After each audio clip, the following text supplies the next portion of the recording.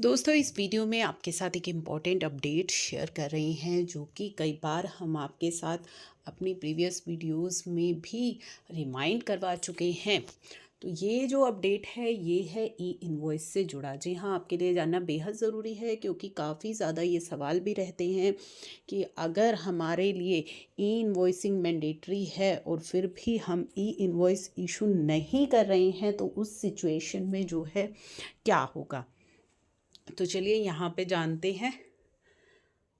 तो यहाँ पे एक्शन लिया गया है in respect of non issuance, यानी कि इशू नहीं किया गया e invoice by notified class of tax payers who are mandatorily required, यानी कि जिनके लिए मैंडेटरी किया गया था ई इनवॉइस इशू करना। ठीक है, अगर आपके लिए मैंडेटरी है ई इनवॉइस इशू करना और फिर भी आप ई इनवॉइस इशू नहीं कर रहे हैं तो उस केस में क्या होगा।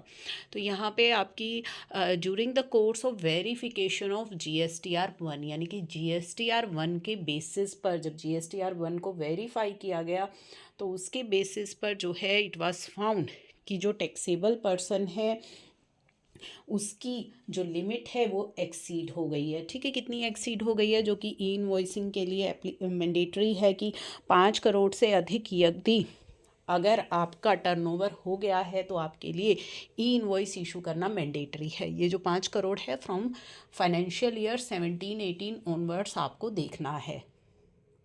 तो अगर 5 करोड़ से अधिक टर्नओवर हो गया है तो उस केस में आपको ई इनवॉइस इशू जो है करना है। ठीक है, तो ये जो है वेरिफिकेशन ऑफ GSTR 1 से पता लगा कि जो ई इनवॉइस है वो आप पर एप्लीकेबल है क्योंकि टर्नओवर एक्सीड हो चुका है 5 करोड़ से। ठीक है, तो under sub rule 4 of rule 48 E invoice जो है आपको बनाना था।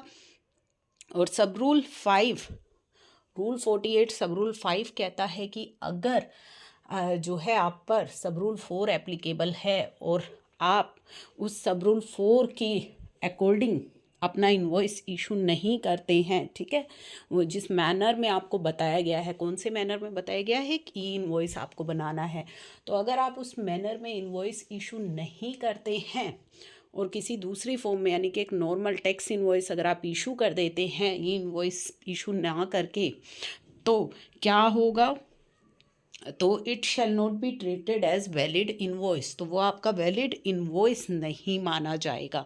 जो कि हम पहले से भी आपको ये चीज़ें क्लियर कर रहे हैं कि अगर आपके लिए ई इनवॉइसिंग मैंडेटरी है और आप ई इनवॉइस नहीं बना रहे हैं, नॉर्मल टैक्स इनवॉइस बना रहे हैं, तो आपका ई इनवॉइस वैलिड नहीं माना जाएगा। उसके बेसिस पर जो पार्टी है वो ITC क्लेम नहीं कर पाएगी।